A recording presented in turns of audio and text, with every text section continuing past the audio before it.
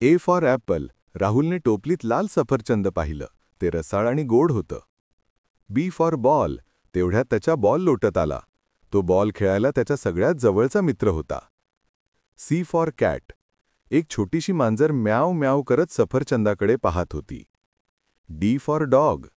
पण मांजराला पाहून कुत्रा धावत आला आणि दोघं खेळायला लागले. E for elephant.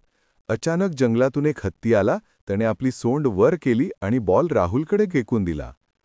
F for fish. जवळच्या तळ्यात मासे पाण्यात उड्या मारत होते. जी फॉर गोट. शेळी गवत खात होती आणि राहुलला बघून हंबरणी काढली. एच फॉर हेन. कोंबडी तिच्या पिलांसोबत धावत फिरत होती. I for ice cream. राहुलला गोड गार आईस्क्रीम मिळालं. तो खुश झाला. J for jug.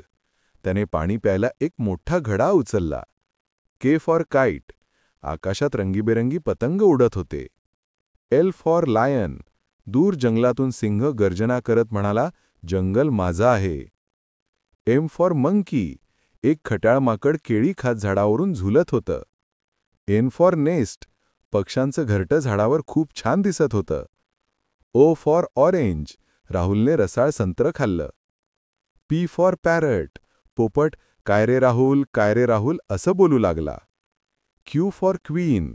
परीकथेतील राणीने सोन्याचा मुकुट घालून सर्वांना नमस्कार केला.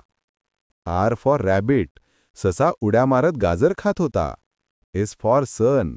तेजस्वी सूर्य आकाशात प्रकाश देत होता. T for tree. मोठं हिरवं झाड सावली देत उभं होतं. U for umbrella. पाऊस आला. राहुलने छत्री उघडली.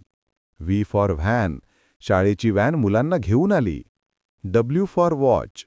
राहुलच्या हातातली घड्याळ टिकटिक करत चालली होती. X for Xmas tree. क्रिसमसला मोठं सुंदर झाड सजवलं गेलं. वाय फॉर याक. हिमालयावर मोठा याक दिसला. Z for zebra. शेवटी जंगलात पट्टे असलेला झेब्रा आला.